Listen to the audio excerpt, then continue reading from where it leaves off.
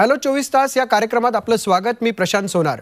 Hello 24 तासच्या माध्यमातून आपण विविध विषयांवर चर्चा करत असतो, जसं की शिक्षण असेल, करिअर असेल, उद्योग असेल, व्यापार असेल, या विषयांवर आपण चर्चा करत असतो आणि यासाठी तज्ज्ञांचं मार्गदर्शन देखील घेतो, जेणेकरून मार्गदर्शनाने आपल्याला एखादा निर्णय घेताना आपल्याला मदत होऊ शकते.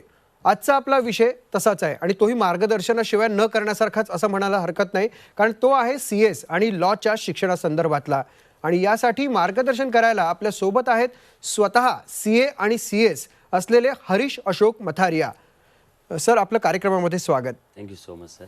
हरीश अशोक मथारिया हे संस्थापक आणि मुख्य कार्यकारी अधिकारी आहेत अकॅडमी फॉर CS आणि लॉ पुण्यामधले. त्यात त्यांचं विशेष प्रावीण्य आहे अकाउंट्स आणि ऑडिटिंगमध्ये. लॉजिकल आणि साध्या सोप्या पद्धतीनं शिकवणं, जेणेकरून कॉमर्सची बॅकग्राऊंड तुमची नसली तरी तुम्हाला ते उत्तम समजेल असं ते टीचिंग टेक्निक म्हणायला हरकत नाही, ते वापरतात आणि ही त्यांची खास बाब आहे. 2012 पासून त्यांनी साधारण 25,000 विद्यार्थ्यांना या संदर्भात मार्गदर्शन देखील केलेलं आहे. आपल्याकडे मार्गदर्शन करणाऱ्या दुसऱ्या व्यक्ती आहेत अमृता छाजेड. मॅडम, तुमचं कार्यक्रमामध्ये स्वागत. थँक्यू.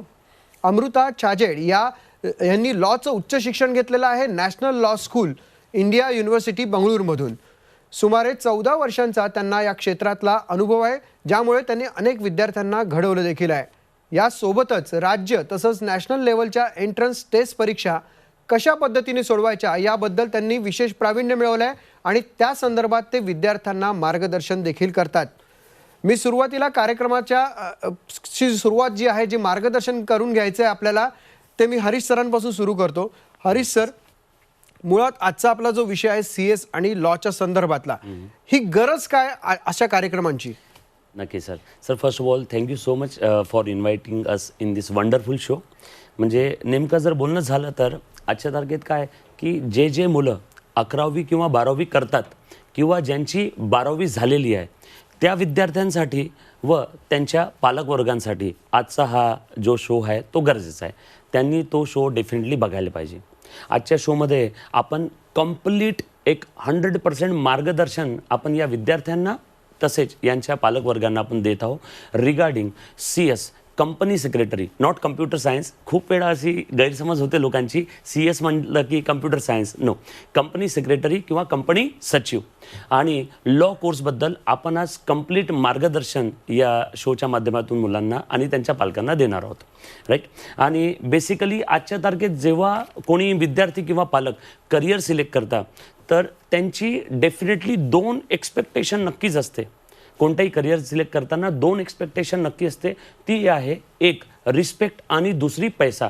तर रिस्पेक्ट आणि पैसा दोन्ही गोष्टी या CS आणि लॉ कोर्समध्ये जनरली एका अस्पायरंटला डेफिनेटली भेटणार आहे. आपल्याला माहिती आहे साहेब प्रशांत सर, आजच्या तारखेत भाजी मंडीत पण कोणी गेला वांग जर विकत घ्यायला तर वांग्याला ती 10 वेळा पलटून बघतात, नंतर विकत घेतात. पण मला एक गोष्टीची खूप खंत वाटते की आजच्या तारखेत वांग घेताना जितकं परीक्षण तुम्ही करता तितकंच परीक्षण करिअर सिलेक्ट करताना का बरं नाही करत? करिअर तर ही वांग्यापेक्षा पण मोठीच गोष्ट आहे ना. तर आजच्या तारखेत माझी विद्यार्थ्यांनी आणि त्यांच्या पालकवर्गांना एक म्हणजे अवजडून विनंती आहे की तुम्ही तुमचं करिअर, पाल्याचं करिअर सिलेक्ट करताना डेफिनेटली कोणाकडून असे ना, मी असं नाही म्हणत की आमच्याकडून, कोणाकडून का असे ना, कन्सल्टन्सी डेफिनेटली घ्या. आणि आजच्या तारखेत ती कन्सल्टन्सी सगळेच लोक, आम्ही पण फ्रीमध्ये ती कन्सल्टन्सी देतो की करिअर एक कसं काय सिलेक्ट करायचं. आणि कॉमर्स इंडस्ट्री म्हटलं की खूप प्रोफेशनल कोर्सेस आहे लाईक CA, CS, CMA. त्याच्यातलं one of the best professional course म्हटलं की कंपनी सेक्रेटरी आणि लॉ. आता लॉ म्हटलं की मुलांना किंवा लोकांना वाटते की मूवीमध्ये जे लॉयर्स दाखवतात तसंच आहे. नो, आजच्या तारखेत आता आपलं म्हणजे बोलणं झालेलंच होतं की सायबर लॉज पण आहे, खूप लॉज आहे, कंपनीला गरज आहे. त्याच्याबद्दल अमृता मॅम डेफिनेटली आपल्याला सगळं काही सांगणार आहे. आणि तर इन शॉर्ट CS आणि लॉ बद्दल आपण आज संपूर्ण माहिती आमच्या श्रोत्यांना या शोच्या माध्यमातून जे विद्यार्थी आणि पालक आता बघतायत त्यांना CSच्या पर्टिक्युलर कोर्स बद्दल काय सांगाल? म्हणजे काय असतं या कोर्समध्ये? ओके, सांगतो सर. आता साहेब, आता आपल्याला पण माहिती आहे की आजच्या तारखेत कोणाला पण जर का मोठा धंदा करायचा असणार तर प्रत्येक माणूस आपल्या बिझनेसचं रूपांतरण करतो कंपनीमध्ये. बरोबर. आणि मोठ्या लेवल बिझनेस करायचं असणार तर त्याला कंपनी इन्कॉर्पोरेट करायची लागेल. आता कंपनी इन्कॉर्पोरेशन म्हणजे कंपनीचा वाढदिवस. आज कंपनी पैदा झाली, आज कंपनीचा वाढदिवस आहे, कंपनी इन्कॉर्पोरेट झाली. तर कंपनी इन्कॉर्पोरेट करण्यापासून तर कंपनी बंद करण्यापर्यंत जितके काही लिगल कंप्लायन्सेसचे वर्क असतात तो हा कंपनी सेक्रेटरी, याच्यानंतर आपण शोमध्ये CS बोलू शॉर्टकटमध्ये, तर तो हा CS त्या कंपनीला कन्सल्टन्सीच्या थ्रू त्यांना मार्गदर्शन करीत असतो. म्हणजे कंपनी सुरू करण्यापासून बंद करण्यापर्यंत जे काही कंपनी रिलेटेड कंप्लायन्स असतात. आता तुम्हाला पण माहिती आहे, तुम्ही रोडवर जेव्हा चालतात तर तुम्हाला सिग्नल फॉलो करावे लागतात, म्हणजे तुम्ही सिग्नल कंप्लाय केलं. आता कुठं पण तुम्ही गेले तर तिथले रूल्स कंप्लाय करावे लागतात. आता मी आज इथं शोमध्ये पण आलो, इथले पण काही रूल्स आहेत ते आम्हाला पण कंप्लाय करावे लागतात. तर तसेच कंपनी एकदा इन्कॉर्पोरेट झाली की त्या कंपनीला पण खूप काही रूल्स, रेग्युलेशन्स, लॉज, मराठीत बोलणं झालं तर कायदे कंप्लाय करावे लागतात. आता कंपनीच्या बोर्ड ऑफ डिरेक्टरला बिझनेस कसं करायचं ते कळते, पण रूल्स कसे कंप्लाय करायचे ते बोर्ड ऑफ डिरेक्टरला जनरली कळत नाही. तर त्या बोर्ड ऑफ डिरेक्टर्सला, जे कंपनीचे प्रमोटर्स डिरेक्टर्स असतात, त्यांना कोण कन्सल्टन्सी देणार की बाबा यांना धंदा कसा करायचा हे माहिती आहे, पण धंदा चालवायचा कसा by proper compliance with the proper compliance of the law, हे कंपनी सेक्रेटरी त्यांना सांगत असतो. म्हणूनच कंपनी सेक्रेटरीला आपण लीगल एक्सपर्ट पण बोलतो. एक म्हणजे एक general noun, legal expert, general term. Yes. पण हरीशजी मला सांगा की म्हणजे एक तुम्हाला थोडासा ह्याच संदर्भातला प्रश्न विचारतो. प्रोप्रायटरशिप असेल, प्रायव्हेट लिमिटेड कंपनी असेल किंवा पब्लिक लिमिटेड कंपनी असेल, बरोबर, यातला फरक सुद्धा कंपनी सेक्रेटरीच एक्सप्लेन करून सांगू शकतो. Definitely sir, definitely. म्हणजे आता कंपनी म्हटली की खूप, म्हणजे कंपनीचे खूप टाईप असतात. इवन 1% कंपनी पण असते सर. त्याच्यात एकच माणूस, तोच मेंबर, तोच डायरेक्टर, तोच ओनर, सगळे शेअर त्याच्याचकडे. 1% कंपनी आहे, पब्लिक कंपनी आहे, प्रायव्हेट कंपनी आहे. खूप काही अशा कंपनी आहे की ज्यांचा ऑब्जेक्टिव्ह, उद्देश प्रॉफिट अर्न करणं नाही आहे. इवन त्या कंपनीला पण खूप वेळा CS ची गरज असते.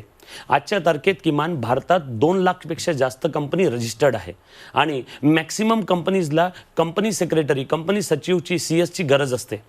कारण त्यांना लॉ विषयक माहिती जास्त नसते. त्यांना हे माहिती असते बिझनेस कसं करायचं, पण CS त्यांना सगळं काही हे कंप्लायन्सेस बद्दल सगळी माहिती CS देतो. आणि CS म्हणून ॲज अ जॉब एम्प्लॉई म्हणून पण काम करू शकतो, किंवा स्वतःची प्रॅक्टिस पण करू शकतो, किंवा एखाद्या प्रॅक्टिसिंग फर्ममध्ये पण तो जॉईन करू शकतो.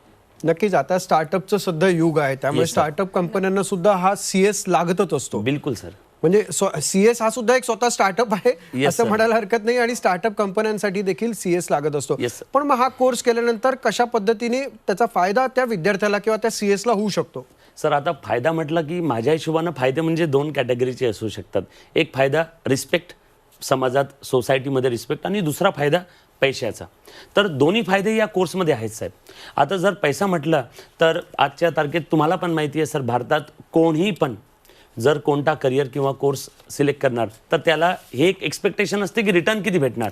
तर ह्या कोर्सबद्दल जर सांगायचं असलं, प्रशांत सरांनी आपल्याला फायद्याबद्दल विचारलं, तर one of the lowest investment course आहे बडा. One of the lowest investment course आहे. याच्यात जवळपास institute of company secretaries of India, आता ICSI जर बोललो तर भारतातली एकमेव इन्स्टिट्यूट जी हा कोर्स रन करते, ICSI. तर त्या इन्स्टिट्यूटमध्ये तुम्हाला रजिस्ट्रेशन करावं लागतं. तर तिथली जी फीज आहे सर, 3.5 वर्षाची फीज, जवळपास 35 ते 40 हजार फीज आहे पूर्ण 3.5 वर्षाची. आणि त्या 35-40 हजारामध्ये पुस्तकं पण येतात. आता लोएस्ट इन्व्हेस्टमेंट आहे आणि हायेस्ट रिटर्न आहे. 50 ते 60 हजार रुपये पर मंथची सुरुवातीला पगार लागते एक कंपनी सेक्रेटरी प्रोफेशनलला सर.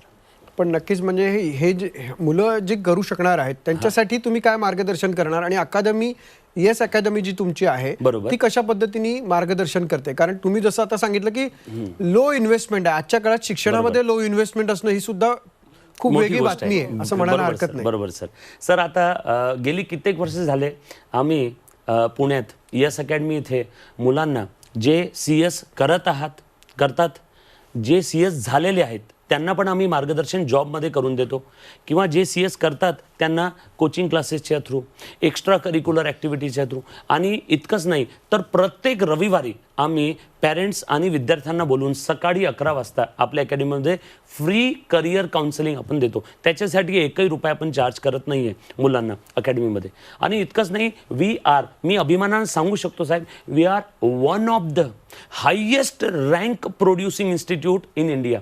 जास्तीत जास्त रँकर्स आमच्या इन्स्टिट्यूटले आहे. आणि एक मोठी गोष्ट म्हणजे आमच्या इथं CS ला सर 3 लेवल असतात. जसं BCom मध्ये खूप लोकांना माहिती असणार, first year, second year, final year. तसं CS मध्ये पण 3 परीक्षा आहे साहेब.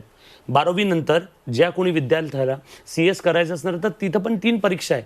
पहिली परीक्षा फर्स्ट इयर, दुसरी सेकंड इयर, तिसरी फायनल. पहिल्या परीक्षेला म्हणतात CSEET, CS executive entrance test. आता या शोमध्ये काही टेक्निकल टर्म्स मी डेफिनेटली यूज करणार आणि आमच्याकडे वेळेची पण खूप कमतरता असते. म्हणून जर का कोणाही विद्यार्थ्याला किंवा पालकाला काही पण डाऊट आले तर स्क्रीनवर तुम्हाला नंबर दिसतच आहे. तुम्ही त्या नंबरवर फोन करून आणखी डिटेल माहिती पण घेऊ शकता. हां, तो आपण कुठं होतो साहेब? 3 लेवल असतात. CSEET entrance test, executive entrance test. दुसरा CS एक्झिक्युटिव्ह म्हणजे सेकंड इयर आणि शेवटचं CS प्रोफेशनल म्हणजे CSचा फायनल इयर. ह्या 3 लेवल असतात त्याच्यात आणि सोबत आर्टिकलशिप पण असते. तर हा कोर्स जवळपास 3.5 वर्षाचा कोर्स आहे.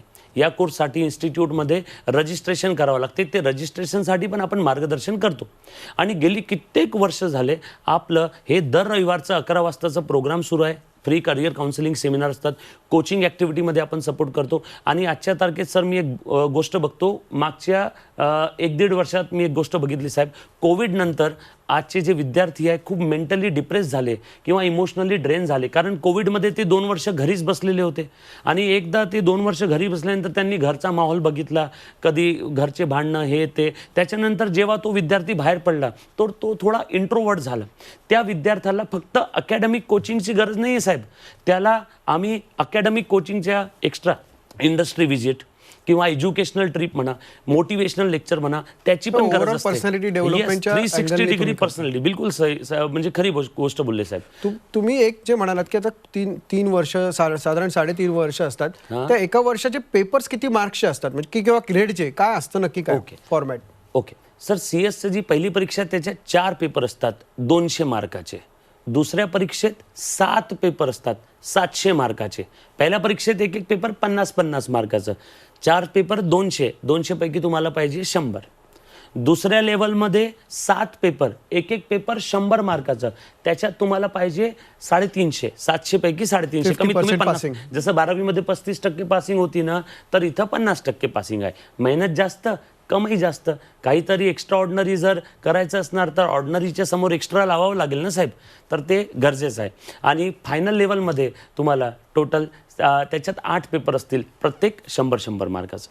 आणि आपली एकमेव इन्स्टिट्यूट आहे जे 3ही लेवलला आपण कोचिंग प्रोव्हाइड करतो. खूप काही इन्स्टिट्यूट असतात जिथं पहिली किंवा दुसरीच लेवल असते. आपल्या इथं 3ही लेवलचं educational, other than educational trip म्हणा किंवा आर्टिकलशिप रायटिंग. आणि जे लोक CS किंवा लॉ करत आहेत किंवा ज्यांच्या घरी कोणी CS किंवा लॉ करत आहे त्यांना हा वर्ड नक्की माहिती असणार, मूट कोर्ट कॉम्पिटिशन. आपलं जर बोलणं झालं तर म्हणजे कोर्टामध्ये ॲक्च्युअलमध्ये प्रॅक्टिस कशी होते तर त्याचा सराव परीक्षा, त्याची स्पर्धा परीक्षा आपण इथं आपल्या क्लासमध्ये करून घेतो. आणि मी प्राऊड न बोलू शकणार की हे जे मूट कोर्ट कॉम्पिटिशन आहे हे अख्ख्या भारतात आपण CS अकॅडमीमध्ये करून घेतो. मूट कोर्ट म्हणजे कोर्टामध्ये जशी प्रॅक्टिस होते तशी आपण सराव परीक्षा आपल्या क्लासमध्ये करून घेतो साहेब. नक्कीच. तुम्ही YES अकॅडमीमध्ये CS जसं आहे तसा लॉ सुद्धा एक पार्ट आहे. Yes sir. अमृताजी, मी तुमच्याकडे आता येतो की लॉ मुळात हा खूप वास्ट सब्जेक्ट आहे, प्रत्येकाने करण्यासारखा आहे. म्हणजे तुमच्या फील्डशी रिलेटेड असेल किंवा नसेल. बरोबर. तर तुम्ही या ओव्हरऑल लॉच्या बद्दल तुम्ही काय माहिती सांगाल? हो, हा खूप एक महत्त्वाचा प्रश्न आहे. आणि ह्याचं कारण असं आहे की खूप लोकांना असं वाटतं की लॉ केल्यानंतर फक्त कोर्टाची प्रॅक्टिस हा एकच करिअर ऑप्शन आहे. पण तसं नाही आहे. लॉ झाल्यावर आपल्याला एक छोटीशी परीक्षा द्यायला लागते. मुलांना एक छोटीशी परीक्षा द्यायला लागते ज्याच्यामुळे बार काउन्सिलमध्ये रजिस्ट्रेशन होतं. रजिस्ट्रेशन झाल्यावरती मुलं ॲज अन ॲडव्होकेट ते प्रॅक्टिस करू शकतात. न्यायालयाच्या समोर क्लायंट्सची बाजू व्यवस्थितपणे मांडणे हे पण खूप गरजेचं असतं. त्यामुळे ॲडव्होकेट्सची गरज नेहमीच भासत असते. तुम्ही म्हणाल खूप ॲडव्होकेट्स आहेत, पण नाही, चांगल्या ॲडव्होकेट्सची गरज नेहमीच भासते. आता टेक्नॉलॉजी इतकी ॲडव्हान्स झाली आहे. आपल्याला माहिती आहे की सायबर क्राईम्स किती होत आहेत. त्याच्यात इतकी वाढ झालेली आहे की मी म्हणू शकते की 100 पैकी 1 जण सायबर क्राईमचा नक्कीच विक्टिम आहे. Intellectual property, patent, trademark, copyright ह्यांची तर जणू फायलिंगसाठी स्पर्धाच लागलेली आहे. आता एका देशाबद्दल दुसऱ्या देशामध्ये इन्व्हेस्टमेंट्स होतात, फायनान्शियल इन्व्हेस्टमेंट्स होतात. त्याच्यासाठी मर्जर्स, टेकओव्हर्स हे सगळे चालू असतात. हे लॉयर्सच्या शिवाय करणं खूप अवघड आहे. म्हणजे कुठलीही कंपनी जे मर्जर्स असतात, ॲक्विजिशन्स असतात ते लॉयरच्या सल्ल्याशिवाय करत नाही. ह्याच्या पुढे आपण जर बघितलं तर टीचिंग, लॉ हा विषय आहे जो CS मध्ये पण आहे. लॉ हा विषय आहे, तुम्ही कुठलाही प्रोफेशनल कोर्स घ्या, तुम्ही CA घ्या, CS घ्या, MBA, BBA, हॉटेल मॅनेजमेंट, कुठलाही प्रोफेशनल कोर्स असेल तरी लॉ हा विषय असतो. त्यामुळे लॉ टीचर्सची खूप गरज भासते. आता खूप स्टेट्समध्ये आपल्याला माहिती आहे की किती केस पाईल्ड ऑन आहेत. म्हणजे आपण नेहमी पेपरमध्ये वाचतो की कोर्टामध्ये काम खूप हळू चालतं किंवा खूपच केसेस असते. हे कशामुळे?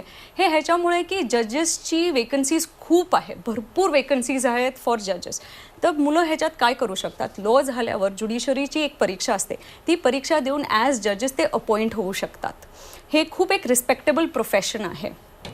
आणि हां, म्हणजे त्याच्यासोबत कुठल्या कुठल्या अपॉर्च्युनिटीज असतात करिअरसाठी ज्या लॉ झालेले व्यक्ती करू शकतात? हो, तर तुम्ही कुठलीही फील्ड घ्या. आता मी म्हणजे एन्व्हायरमेंट लॉ घ्या, NGOज म्हणा तुम्ही, तर कुठलीही फील्ड तुम्ही जर आज म्हणाला तरी त्या फील्डमध्ये लॉयर्सची गरज पडते. अगदी तुमच्या फील्डमध्ये सुद्धा आपण जर्नलिझम म्हणतो, पण लीगल जर्नलिझम ही आता एक नवीन फील्ड आलेली आहे, हा एक नवीन पर्याय आलेला आहे आपल्यासमोर. आणि तो सगळ्या म्हणजे असं म्हणू शकतो की कुठलीही एक लीगल अपडेट आली किंवा अमेंडमेंट आला किंवा नवीन लॉ आला तर नॉर्मल जर्नलिझम म्हणजे मीडियाला हे माहीत नसतं, त्याची टेक्निकल लँग्वेज समजत नसते. त्यामुळे तिथे लॉयर्सचा एक खूप महत्त्वाचा रोल असतो. तिथे म्हणजे लीगल जर्नलिझम हा एक महत्त्वाचा पर्याय आहे. तर मी हे सांगू इच्छिते की लॉ हा इतका डायनॅमिक फील्ड आहे आणि इतक्या भरपूर ऑप्शन्स आहेत, तुम्ही कुठलीही फील्ड घ्या. तर मुलांनो, लॉच्या बद्दल नक्कीच तुम्ही विचार करा. आणि इथे रिस्पेक्ट आणि फायनान्शियल रिटर्न्स हे भरपूर प्रमाणात आहे. पण तुम्ही म्हणता विचार करा, पण आता विचार करायचा म्हटलं तर ॲडमिशन घ्यावी लागेल. मग ॲडमिशन घेण्यासाठी काय करायला पाहिजे आणि मुळात त्यामध्ये काय भूमिका असते एंट्रन्स एक्झामची? हो, तर आता कुठल्याही चांगल्या कॉलेजमध्ये, लॉ कॉलेजमध्ये जर ॲडमिशन घ्यायची असेल तर तुम्हाला लॉ एंट्रन्स ही परीक्षा द्यावी लागते. ह्या लॉ एंट्रन्स परीक्षा कॉलेज लेवलला, स्टेट लेवलला, नॅशनल लेवलला होत असतात. तुम्हाला एक्झाम्पल म्हणून सांगायचं असेल तर महाराष्ट्रामध्ये MHCET, सिम्बॉयसिस कॉलेजसाठी SLAT किंवा AIAT, नॅशनल लॉ स्कूलसाठी NLI म्हणजे NL जे नॅशनल लॉ स्कूल्स आहेत त्यांच्यासाठी CLAT, आणि नरसिंह कॉलेजसाठी असेल तर LAT. अशा भरपूर परीक्षा असतात. मुलांना ज्या कॉलेजमध्ये ॲडमिशन पाहिजे त्या कॉलेजची लॉ एंट्रन्सची एक्झाम देणं हे मुलांकडनं अपेक्षित असतं. आता ह्याची भूमिका अशी आहे की जर तुम्हाला लॉ एंट्रन्सच्या पेपरमध्ये चांगले मार्क्स मिळाले तर ऑटोमॅटिकली तुम्हाला एक चांगलं लॉ कॉलेज मिळतो. आता तुम्ही म्हणाल की इतक्या विविध परीक्षा आहेत, मग ह्यांचं अभ्यास म्हणजे येस अकॅडमीकडनं कशी तयारी होते? हो, हे बघा, लॉ एंट्रन्ससाठी इतक्या विविध परीक्षा आहेत, म्हणजे जसं मी आत्ता सांगितलं तुम्हाला. पण त्या सगळ्या परीक्षांचं जवळपास सिलेबस सेम आहे. 5 विषय असतात: English language, logical reasoning, legal aptitude, mathematics आणि करंट अफेअर्स. मुलं घाबरू नका, मॅथमॅटिक्स ऐकलं की लगेच मुलं अशी होतात की करायचं की नाही करायचं. पण मॅथमॅटिक्स हा खूप कमी प्रमाणात असतो आणि काही परीक्षेमध्ये तर मॅथमॅटिक्स विचारतही नाही. त्या हे 5 विषय असतात. आपल्याकडे पालक ज्यावेळेस मुलांना पाठवतात तर ते एका विश्वासाने पाठवतात, कारण की त्यांना त्यांचं भवितव्य घडवायचं असतं. तो विश्वास आपण आजपर्यंत टिकवून आहे आणि पुढेही टिकवून ठेवू. ह्यासाठी आपण लॉ एंट्रन्समध्ये ॲटलिस्ट आपण 8 गोष्टी नियमित करतो, जेणेकरून आपला रिझल्ट चांगलाच येतो. पहिले म्हणजे जे लेक्चर्स आहेत, जी माझी टीम आहे, मी अभिमानाने सांगते की जी टीम आहे, शिकवण्याची टीम आहे, ते आपल्या आपल्या विषयामध्ये एकदम एक्सपर्ट्स आहेत. ते मुलांना एकदम चांगल्या प्रकारे विषय समजून त्यांच्याकडून भरपूर प्रॅक्टिस करून घेतात. आता आपल्याकडे ऑनलाईन ॲप आहे. त्या ऑनलाईन ॲप म्हणजे तुम्हाला विश्वास नाही बसणार, 6,000 ते 8,000 प्रश्न आपण प्रत्येक मुलांकडनं सॉल्व्ह करून घेतो. म्हणजे हे भरपूर प्रॅक्टिस होते. तिसरं म्हणजे मॉक टेस्ट्स असतात. म्हणजे जे ॲक्च्युअल पेपर असतो तिथे मुलांना ज्यावेळेस ते जातात त्यावेळेस भरपूर स्ट्रेस होतो, अँक्झायटी होते. तर आपण त्यांना तसाच पेपर इन्स्टिट्यूटमध्ये देतो, जेणेकरून काय होतं, त्यांना त्यांच्या स्ट्रेंथ्स, विकनेसेस, टाईम मॅनेजमेंट हे सगळं लक्षात येतो. आणि ज्यावेळेस ते ॲक्च्युअल पेपरसाठी जातात तर त्यांचा नक्कीच स्कोर चांगला येतो. नक्कीच. खरं तर हा खूप मोठा विषय आहे, खूप इंटरेस्टिंग विषय आहे, पण वेळेच्या अभावी आपल्याला इथेच थांबावं लागणार आहे. पण मी मित्रांना मुद्दामून शब्द वापरेल, कारण CS आणि लॉ जर तुम्हाला करायचं आहे, म्हणजे तुम्हाला एखाद्या कंपनीचा लोगोही ठरवायचा आहे, त्यांची टॅगलाईनही ठरवायची आहे किंवा त्यामध्ये कोण कोण असावं, किती जण असावेत हे जर ठरवायचं आणि हे जर सगळं इंटरेस्टिंग म्हणून शिकायचं असेल, इंटरेस्ट घेऊन शिकायचं असेल तर तुम्ही CS करू शकता. आणि त्याचबरोबर आपल्याला कायदेशीर सुद्धा कॉलर टाईट ठेवायची असेल तर तुम्ही लॉ करू शकता. आणि हे सगळं जर येस तुमच्या मनात असेल तर येस अकॅडमीला वरती तुम्ही चौकशी सुद्धा करू शकता. तूर्तास तुम्हा दोघांचेही आभार. थँक्यू. पाहत राहा झी 24 तास. थँक्यू.